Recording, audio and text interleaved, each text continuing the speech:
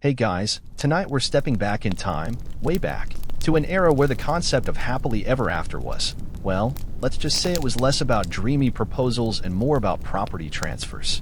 Imagine, if you will, the flickering candlelight casting long, dancing shadows across cold, stone walls.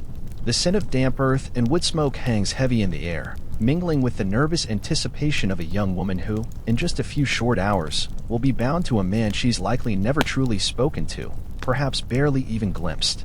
You're standing there, shivering slightly, not from the cold, but from a profound sense of helplessness.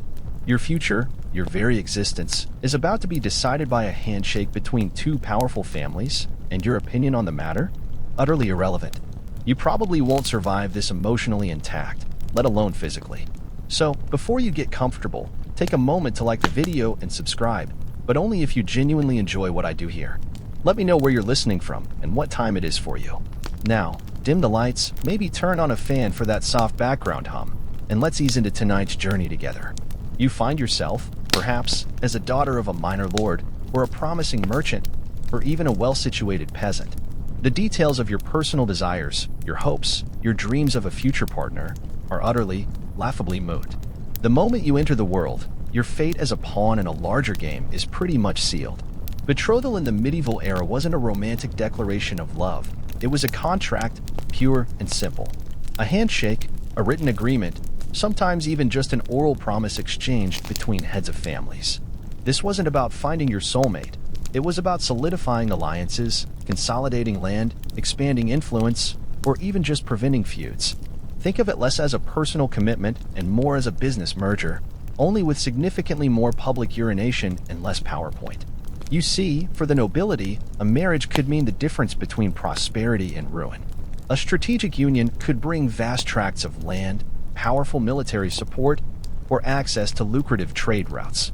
Marriages were used to end wars, create new dynasties, and sometimes, humorously, just to ensure that Uncle Bartholomew stopped pestering everyone about a single, eligible daughter. Historians still argue whether the concept of romantic love even existed in the way we understand it today, or if it was merely a courtly affectation, something performed in poems and songs, but rarely in practice. It's hard to imagine, isn't it? A life where your emotional connection to someone had absolutely no bearing on who you would spend the rest of your days with? Consider the common historical fact that arranged marriages were the norm across all social strata. Even among peasants, practicality often trumped personal preference. A farmer might marry his son to the daughter of a neighboring farmer to combine fields and labor, making both families more resilient. It was about survival, about ensuring the next harvest, about simply making it through another brutal winter. The idea of a young man and woman dating or courting in the modern sense was practically alien. Any interaction would have been heavily chaperoned, if it happened at all, and certainly not with the intention of fostering deep emotional bonds. It was more like a highly formal job interview, where neither party really had a say in the hiring decision. A quirky tidbit here: sometimes, children were betrothed while still in their cradles, or even before they were born. Imagine, if you will, a toddler, barely able to walk, already engaged to another equally bewildered infant. The concept of consent was entirely absent, a legal and social construct centuries away from being considered. These early betrothals were often contingent on the children reaching a certain age, usually around 12 for girls and 14 for boys, for the marriage to be legally binding. But the promise, the contract, was already in place, hanging over their young lives like a very persistent, very unromantic cloud. You were simply a resource, a commodity, to be traded and leveraged for the greater good of your family, your lineage, your family's bottom line, let's be honest. And you thought choosing a wedding playlist was tough. So, you're betrothed, perhaps even before you could properly articulate your own name, much less the concept of love. But this grand strategic alliance, this family merger, came with a rather hefty price tag, and you, dear listener, were often the collateral. We're talking about the dowry, the transfer of wealth or property from the bride's family to the groom or his family. Now, if you're picturing a charming little trousseau filled with embroidered linens and a few gold coins, you're delightfully, hilariously wrong. This was serious business, often dictating not just the viability of the marriage, but also the bride's status and security within her new household.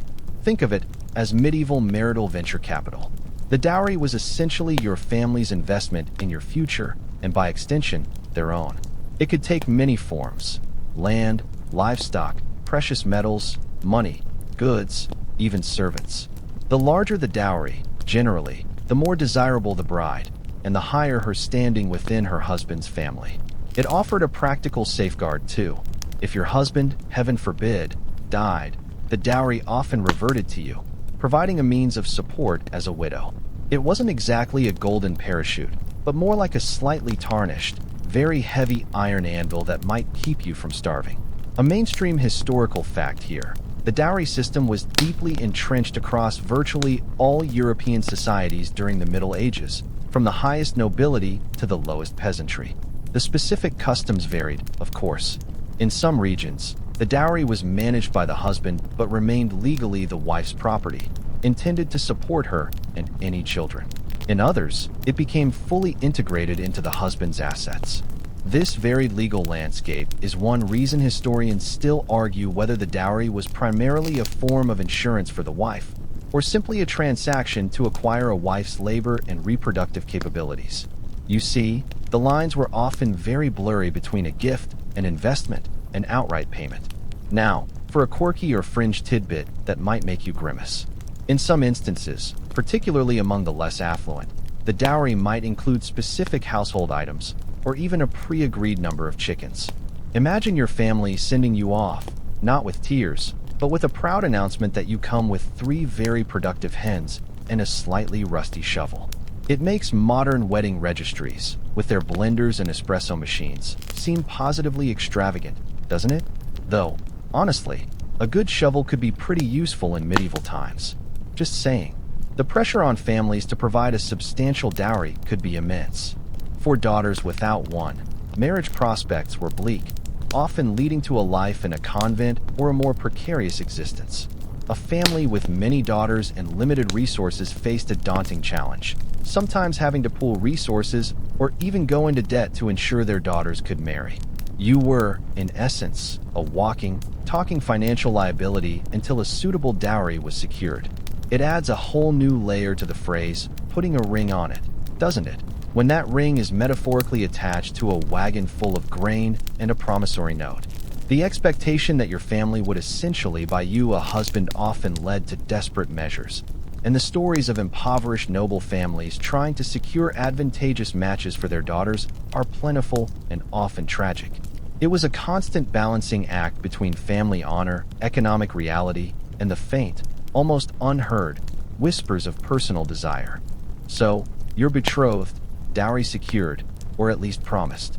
Now comes the rather surprising twist in this medieval marital drama: the church. For centuries, marriage had largely been a secular affair, a matter of family contracts and local customs. You might even recall how we just discussed the pragmatic, almost transactional nature of it all. But then, almost imperceptibly at first, the church began to assert its influence, slowly but surely transforming marriage from a mere familial arrangement into a sacred sacrament, something divinely ordained. This wasn't a sudden shift, mind you. It was a gradual, often contentious process, unfolding over centuries.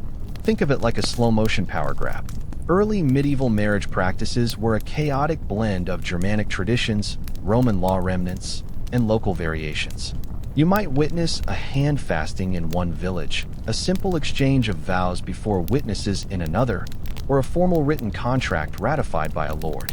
The church, however, saw an opportunity to bring order to this marital Wild West, and, crucially, to extend its own authority. By defining marriage as a sacrament, it placed the institution squarely under its jurisdiction, making it subject to ecclesiastical law and, naturally, the church's financial influence. This meant that the validity of your marriage, and thus the legitimacy of your children and your inheritance, could now be challenged in church courts. No small stakes, right? A mainstream historical fact here is that the Fourth Lateran Council in 1215 was a pivotal moment in the church's solidification of its control over marriage. This council mandated that marriages must be publicly announced in a church, usually through banns, 3 times before the ceremony. This was largely to prevent secret or forced marriages and to allow for any objections to be raised. It also required that marriages be celebrated in the church by a priest. Before this, a simple exchange of vows, known as verba de presenti, words of the present, even outside a church, was often considered legally binding, though the church increasingly frowned upon it. So, while you might have thought your simple vow was enough, now you needed the full ecclesiastical stamp of approval. And, of course, the priest needed to be paid for his services, adding another layer of expense to an already costly affair. Now for a quirky tidbit. The church's evolving rules on who you couldn't marry became incredibly complex, almost comically so. They developed elaborate degrees of kinship and affinity that would prohibit marriage. You couldn't marry your second cousin, or someone related to your godparent, or even someone related by marriage and in-law, to an absurdly distant degree. You essentially needed a family tree that looked less like a tree and more like a dense, impenetrable thicket of thorny bushes, just to figure out if your intended was a lawful partner. Historians still argue whether these increasingly intricate rules were genuinely about preventing incest or more about creating a lucrative system of dispensations, where wealthy families could pay handsomely to bypass these prohibitions. You might find yourself in love, or at least conveniently betrothed, to someone, only to discover you were both related to the great-great-great-grandaunt of your godparent's third cousin, making your union an absolute no-go according to the church. Talk about a buzzkill. The church also slowly pushed the idea that marriage should be monogamous and indissoluble, a stark contrast to some earlier, more flexible Germanic customs regarding divorce or multiple partners.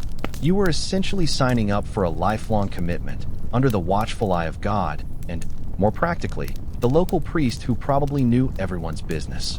This shift meant that once you were married, barring very specific and rare circumstances, you were stuck forever, which, given the previous discussions about how these unions were formed, meant that medieval forever could be an exceptionally long and brutal stretch of time.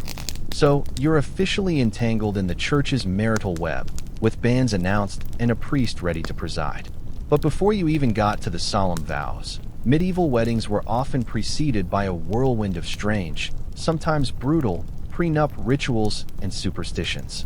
Think of it less as a bridal shower and more as a spiritual obstacle course, designed to ward off everything from bad luck to malevolent spirits, which, apparently, had a particular fondness for ruining a perfectly good arranged marriage.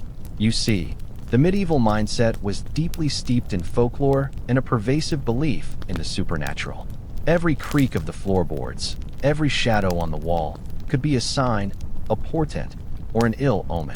And a wedding, a major life transition, was considered particularly vulnerable to dark forces. So, people employed a fascinating and sometimes disturbing array of practices to ensure a smooth transition into married life. This wasn't just about making sure your future mother-in-law liked you. It was about ensuring you actually had a future. A mainstream historical fact is that it was common practice to carry herbs and strong-smelling flowers, like dill or rosemary, to ward off evil spirits. The bride, in particular, might have a wreath of these herbs on her head or be carrying a small bouquet. This wasn't for aesthetic pleasure, it was a pungent, botanical force field. Imagine trying to enjoy your big day with the overpowering scent of a medieval herb garden clinging to you, all in the name of spiritual protection. It makes a modern bride's bouquet of roses seem positively insipid by comparison, doesn't it?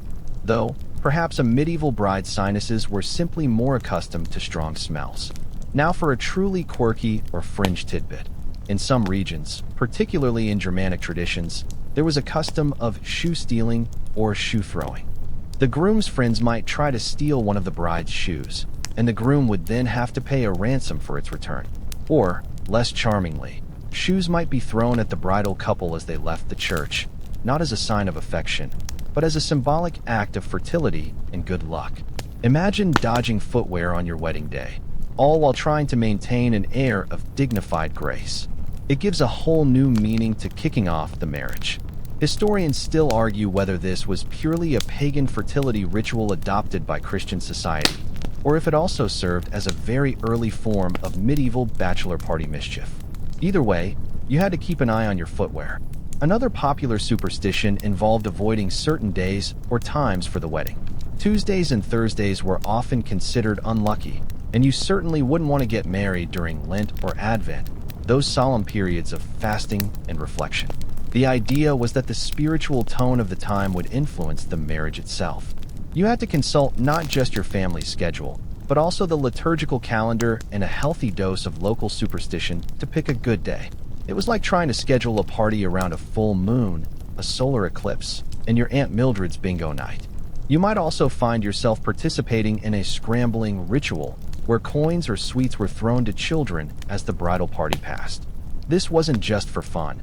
It was believed to bring good fortune and fertility to the couple.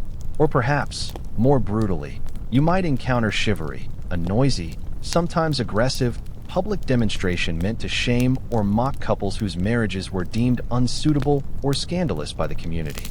While not strictly a pre-wedding ritual, the threat of chivalry hung over many unions, subtly coercing compliance with social norms. So, you weren't just worrying about tripping over your ill-fitting gown. You were also hoping the local youth wouldn't show up with pots and pans to bang outside your window. The medieval wedding experience was truly a multi-sensory assault, designed to leave you battered, bewildered, and hopefully, blessedly married. You've navigated the treacherous waters of betrothal, dowries, church decrees, and superstitious rituals. Now, as the day of your wedding dawns, your mind might drift to thoughts of what you'll wear. If you're imagining flowing white gowns, sparkling jewels, and a veil that shimmers like spun moonlight, prepare for a rather rude awakening. The reality of medieval wedding attire was far less glamorous, more practical, and often repurposed, reflecting the harsh economic realities of the era. For most people, the concept of a wedding dress as a distinct, one-time use garment simply didn't exist. Clothing was a precious commodity, often handmade and painstakingly mended until it could be mended no more. You certainly weren't going to spend a fortune on something you'd wear for a few hours. Instead, you'd wear your best clothes, which, depending on your social standing, might simply be your cleanest, least worn everyday tunic or gown. A mainstream historical fact here is that brides, particularly among the common folk, typically wore their finest existing dress for their wedding. This meant a dress that was likely worn for other special occasions, like feast days or market trips. The idea of a specific wedding color, like white, was almost entirely absent. Rich colors, like red, blue, or green, were actually preferred by the wealthy because the dyes were expensive and signified status. Imagine your wedding attire being something you could easily wear while haggling for a chicken at the market the very next day. It makes modern fast fashion seem utterly alien, doesn't it? Now for a quirky or fringe tidbit. Sometimes, a bride might wear a good luck, charm, or amulet sewn into her clothing, hidden from view. This wasn't about fashion. It was another layer of protection against those pesky evil spirits or to ensure fertility. These charms could be anything from a dried herb pouch to a small piece of bone or metal. So, while you might be admiring the intricate embroidery on a noblewoman's gown, beneath the surface she might be sporting a discreet little rabbit's foot, just in case. It adds a whole new dimension to dressing for success, doesn't it? For the nobility, things were a bit more elaborate, but still far from the fairy tale images we conjure today. A noble bride would certainly wear her most luxurious garments, often made of silk, velvet, or brocade, richly embroidered with gold or silver thread. But even these were often formal gowns that could be, and would be, worn again for other courtly events. The emphasis was on displaying the wealth and status of her family, rather than adhering to a specific bridal aesthetic. You'd see furs, intricate patterns, and perhaps a circlet or a coronet if her family was important enough. Historians still argue whether the elaborate sleeves and long trains seen in some illustrations were practical fashion or more symbolic of wealth and power, often requiring attendants to manage them. You certainly wouldn't be doing much dancing in those ensembles without tripping someone. Grooms, meanwhile, were equally unflashy by modern standards. They would also wear their best attire, likely a tunic and hose made of fine wool or linen, perhaps a rich cloak for a noble. There were no special groom outfits. He was simply dressed in his finest everyday wear. The overall look was one of understated formality, a display of station rather than a celebration of individual sartorial flair. So, no bespoke suits or carefully coordinated ties. You were essentially just showing up in your Sunday best, which, let's be honest, probably still smelled a bit like horses and unwashed wool. It was a time when practicality reigned supreme, even on your theoretically most special day. You're dressed in your finest, perhaps a bit itchy, practical attire, having dodged flying shoes and warded off spirits with aromatic herbs. Now, the moment arrives when your hungry belly anticipates the joyous celebration, the wedding feast. If you're imagining a culinary wonderland, a lavish spread of gourmet delights, prepare for another dose of medieval reality. The medieval wedding feast, particularly for commoners, was often a rather utilitarian affair, focused more on sustenance than haute cuisine, and frequently a calamity of carbs. For the vast majority of the population, food was about survival. Waste was unthinkable, and extravagance was a luxury few could afford. So, while nobles might indeed feast, the average peasant's wedding banquet was a more humble, though still significant, occasion. It was a chance to bring the community together, celebrate the new union, and, crucially, consume enough calories to fuel the hard work of daily life. Forget Instagram-worthy presentations. This was about quantity over quality, and definitely over aesthetics. A mainstream historical fact here is that bread was the absolute staple of almost every medieval meal, and wedding feasts were no exception. You would likely encounter trenchers, stale, flat pieces of bread used as edible plates, which would then be given to the poor or animals after the meal. Along with bread, you'd find large quantities of pottage or gruel, a thick stew made from grains, vegetables, and whatever scraps of meat were available. Think of it as the ultimate comfort food. If your idea of comfort is a bland, beige bowl of mush. It was filling, it was cheap, and it was ubiquitous. Historians still argue whether the commonness of these carb-heavy dishes contributed to widespread nutritional deficiencies, especially compared to the richer, more varied diets of the nobility. Now for a quirky or fringe tidbit that might make you grateful for modern refrigeration. The meat, if there was any, was often heavily salted or smoked to preserve it, which made it incredibly tough and often overly salty. Imagine gnawing on a piece of dried, leathery meat that tasted primarily of brine, followed by another mouthful of bland pottage. You certainly wouldn't be complaining about the lack of delicate flavor profiles. For the well-off, roasted fowl, or even venison might make an appearance, but even then, spices were used more for preservation or to mask off flavors than to enhance culinary delight. You can almost taste the salt from here, can't you? And the wine, if available, was often diluted or rather sour. The seating arrangements were also far from casual. If you were a noble, you'd find yourself at a high table, perhaps on a raised dais, signifying your status. Below you, guests would be seated at long trestle tables, often without chairs, making do with benches or simply standing. The meal could last for hours, a slow progression of dishes, punctuated by entertainment like minstrels or jesters, if the hosts were wealthy enough. For commoners, the feast might be held in a barn or a large communal hall, with everyone contributing what they could. It was a collective effort, a potluck of sorts, where your contribution of a few boiled turnips was just as welcome as your neighbor's slightly larger piece of salted fish. You wouldn't be critiquing the caterer. You'd be grateful there was a caterer.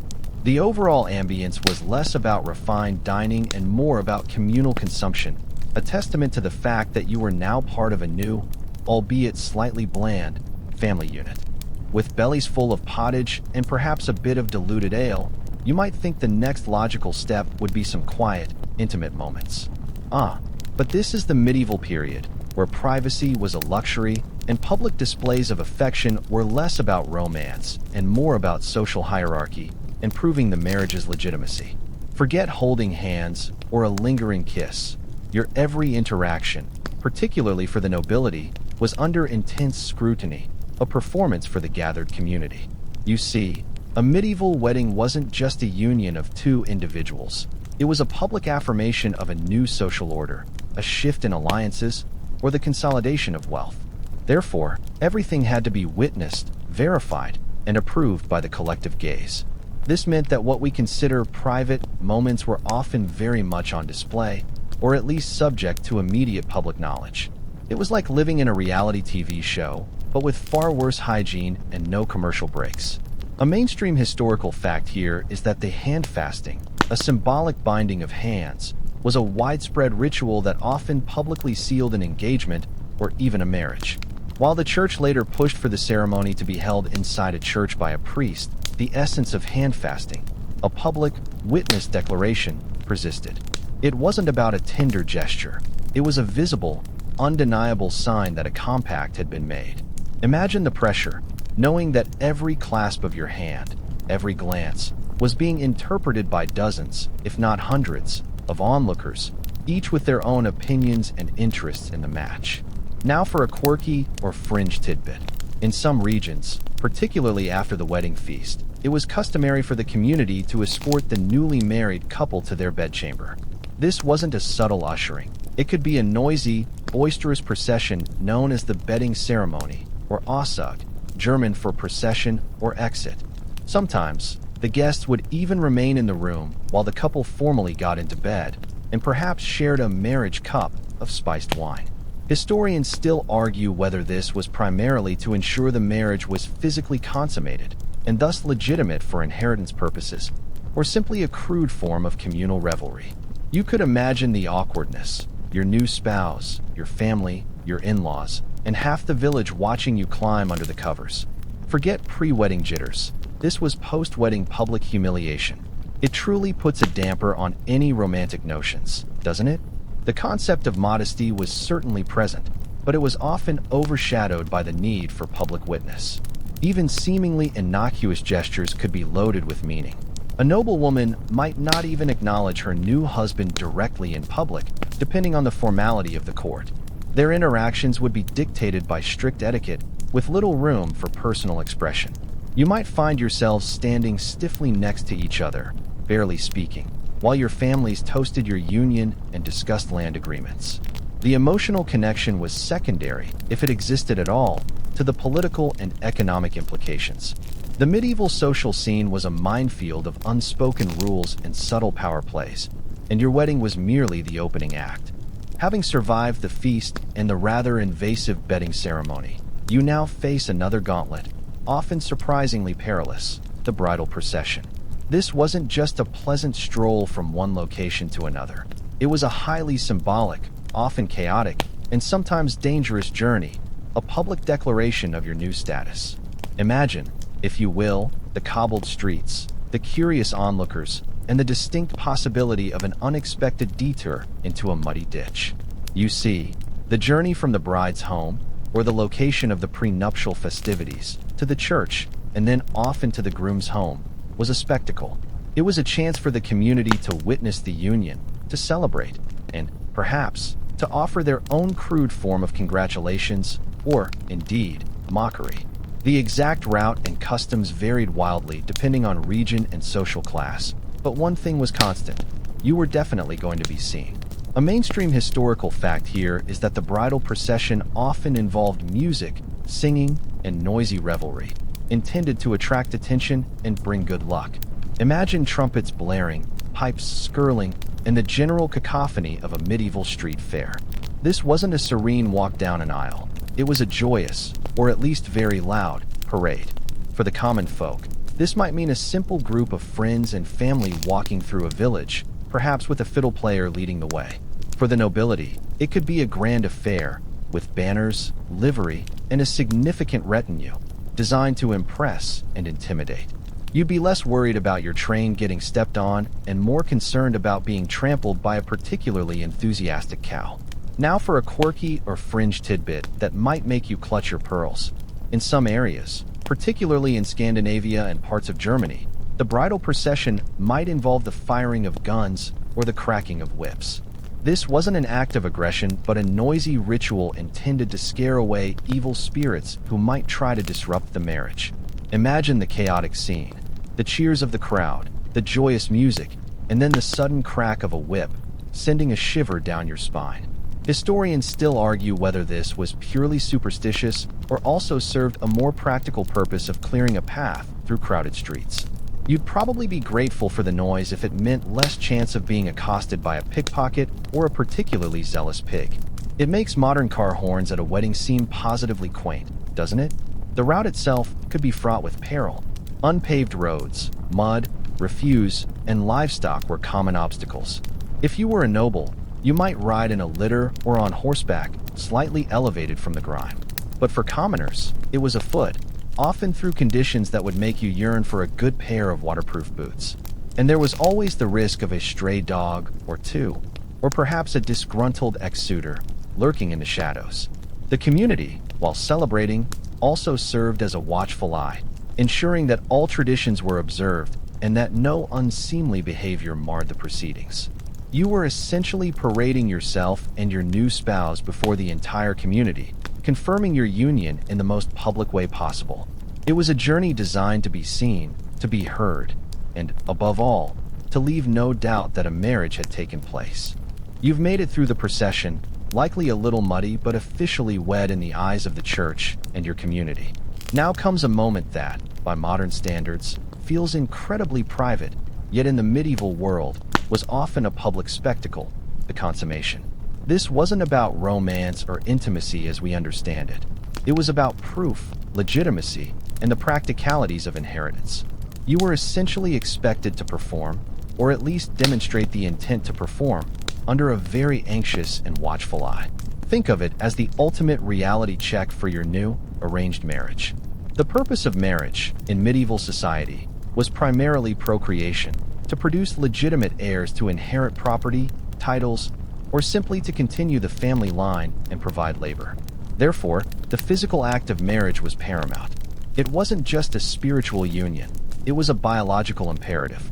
And because it was so crucial, it often required witnesses, making your wedding night less about whispered endearments and more about public verification.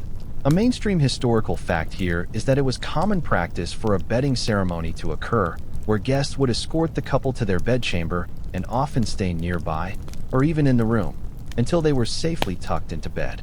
Sometimes, the bedding ceremony would involve guests offering bawdy jokes or advice, and even physically helping the couple into bed.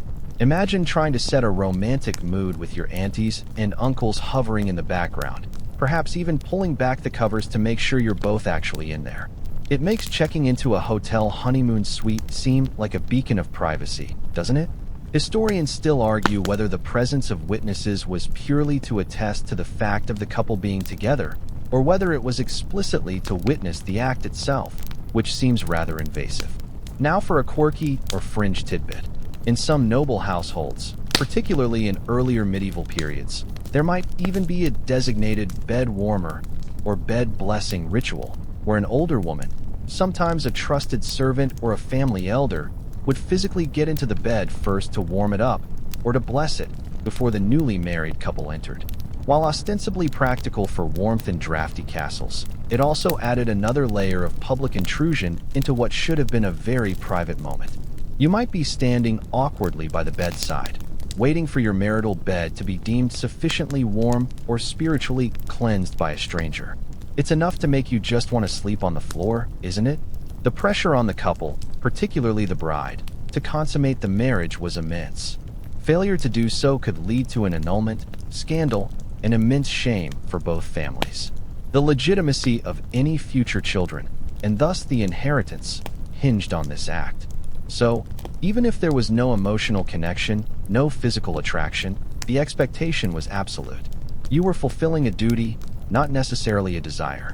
This public expectation transformed the wedding night from a potentially intimate experience into a performative duty, a final, necessary step in the validation of the entire marital contract.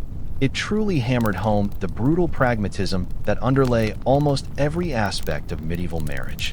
The bedding ceremony, with its curious blend of public spectacle and private expectation, is finally over. The guests, perhaps still buzzing with ale and bawdy jokes, have eventually dispersed, leaving you and your new spouse alone. But don't imagine a quiet, blissful morning after. The morning after a medieval wedding was often filled with intense scrutiny and societal pressure, particularly surrounding the proof of consummation. This wasn't about a leisurely breakfast in bed. It was about presenting evidence, ensuring legitimacy, and cementing your place within your new family and community. You see, the medieval world, especially the upper echelons, operated on very visible proofs. Without a birth certificate, DNA tests, or indeed, privacy. The best way to ensure an heir was legitimate and the marriage valid was to have some kind of physical confirmation. This sounds utterly barbaric to our modern ears, but for them, it was simply practical. Your private moments were never truly private. They were always under the shadow of public expectation. A mainstream historical fact here is that it was not uncommon for a bloodstained sheet to be presented as proof of the bride's virginity and the marriage's consummation. This might sound like something out of a horror movie, but it was a very real and often public expectation in many parts of medieval Europe. The sheet would be displayed, sometimes to the women of the household or even more widely, as irrefutable evidence. Imagine the immense pressure on the bride, knowing that her honor and the honor of her family literally hinged on this single, intimate act becoming a public spectacle. Historians still argue about the prevalence of this practice across all social classes, but its existence among the nobility is well documented, a brutal reminder of the gendered expectations of the time. Now for a quirky or fringe tidbit. In some noble households, particularly in France, the morning after might involve a bizarre custom called the chasse cousin or cousin hunt. This was essentially a jovial, yet persistent, effort by the groom's male relatives to hunt down the groom and demand a payment or treat in exchange for leaving him alone with his new bride. While seemingly a playful tradition, it underscored the idea that even after the official ceremony, the couple's privacy was still subject to the whims of the community and family. You might wake up to the sound of your new brothers-in-law banging on the door, demanding their morning after payment, making any semblance of a quiet morning utterly impossible. It truly demonstrates the communal nature of medieval life, where even your most intimate moments were, to some extent, shared. The absence of proof of consummation, especially the lack of a bloodied sheet if the bride was presumed a virgin, could lead to dire consequences. It could initiate annulment proceedings, bringing immense shame upon both families. The bride's reputation would be ruined, and the groom's virility might be questioned. The stakes were incredibly high, transforming a personal act into a societal verification. You were not just a person, you were a vessel for lineage, and your body was expected to confirm its purpose. The pressure to produce an heir, and quickly, would also begin almost immediately, adding another layer of expectation to your already burdened shoulders. The wedding was merely the beginning of a life lived under constant scrutiny, where every aspect, from your finances to your reproductive capabilities, was a matter of public concern. So, you've somehow navigated the public scrutiny of the morning after, perhaps even survived the cousin hunt. You're married, for better or for worse. And in the medieval period, it was often decidedly for worse. What if this carefully constructed union, this strategic alliance, simply wasn't working? What if your spouse was cruel, or infertile, or simply unbearable? Could you escape? The concept of annulment in the Middle Ages was the rare and exceedingly difficult escape clause, far removed from modern divorce, and largely controlled by the Church. You see, once the Church asserted its control over marriage as a sacrament, it also declared it to be indissoluble. What therefore God has joined together, let not man separate, went the mantra. This meant divorce, as we understand it. The legal termination of a valid marriage simply didn't exist. You were bound until death. However, there was a loophole, a tiny crack in the ecclesiastical wall, annulment. But this wasn't about mutual consent or irreconcilable differences.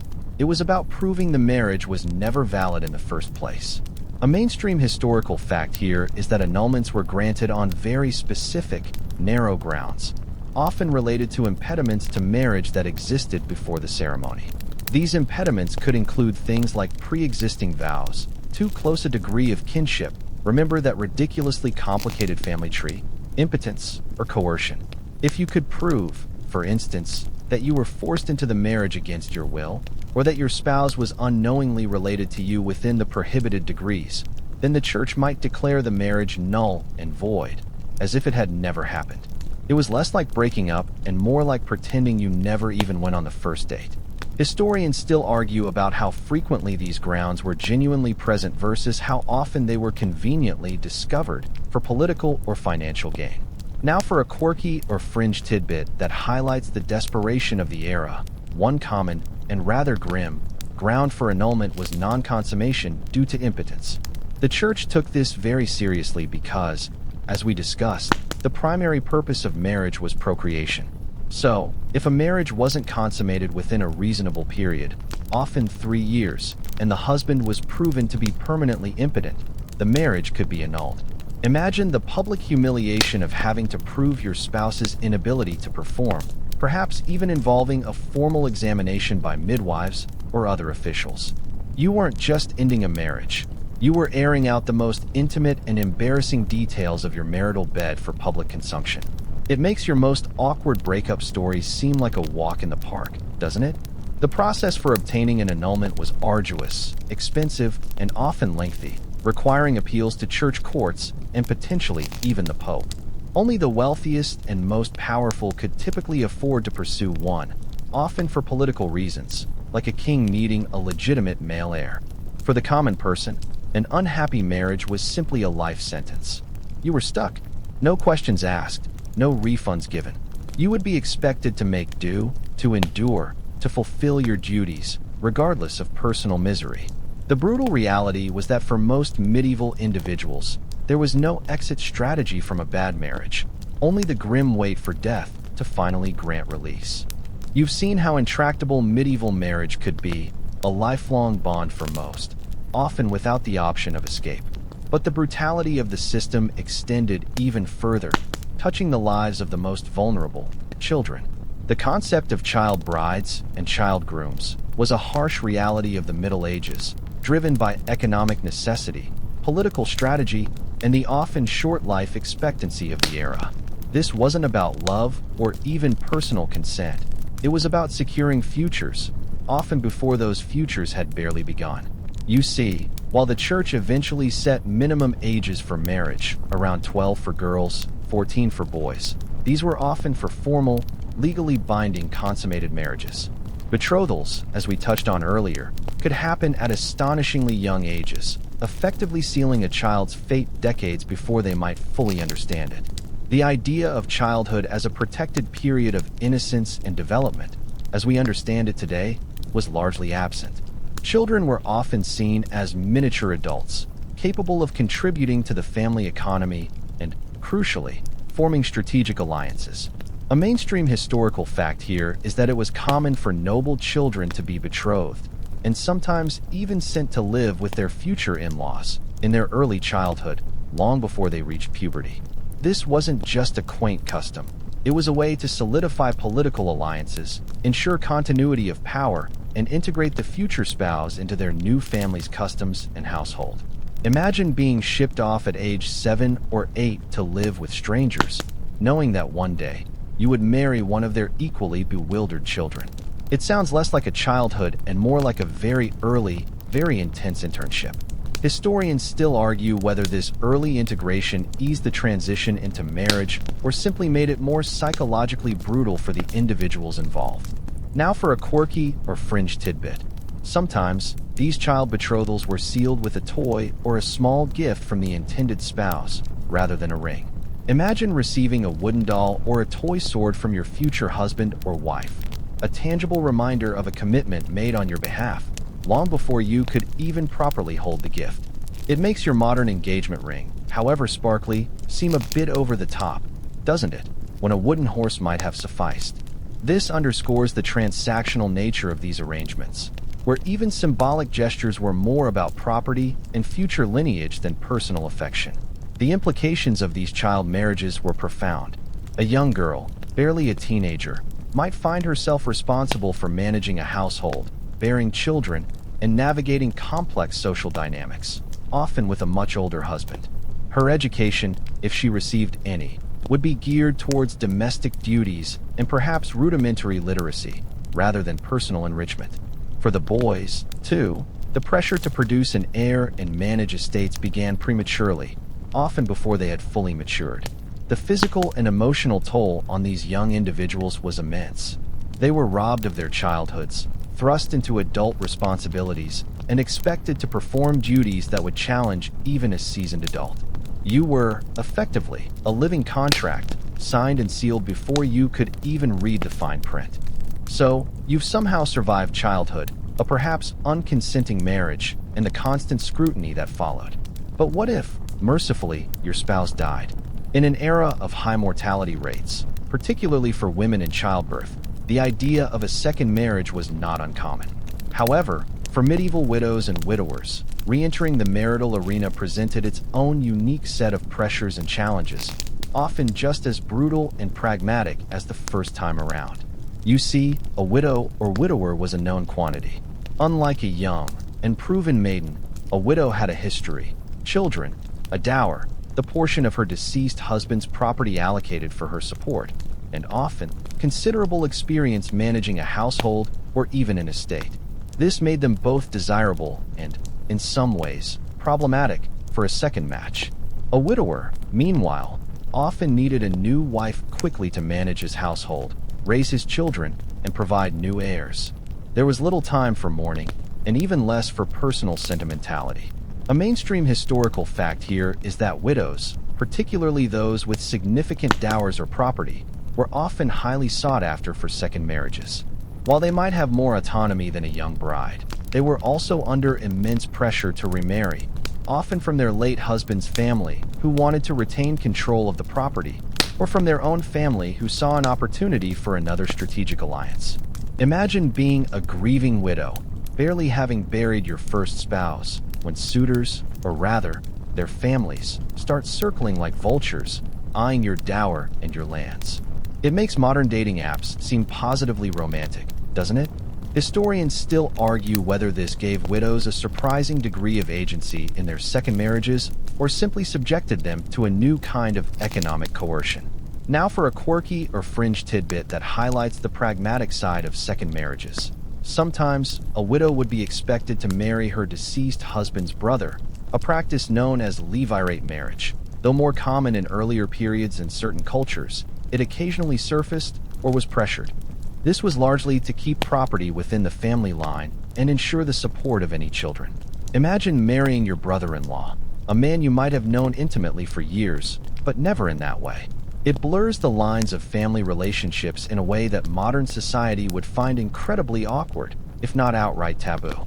You were less an individual and more a piece of family property to be transferred, ensuring continuity. For widowers, the pressure was often different but equally intense. A lord needed an heir, a farmer needed a woman to run the household and work the fields. The mourning period, if observed at all, was often short. You might find yourself a widower one season and betrothed again the next, purely out of necessity. The concept of grieving, in the modern sense, was a luxury few could afford when daily survival and lineage continuity were paramount. You were expected to move on, to provide, to continue the cycle of life, regardless of your personal sorrow. The brutal efficiency of medieval society meant that emotional recovery often took a distant backseat to the practical demands of survival and succession.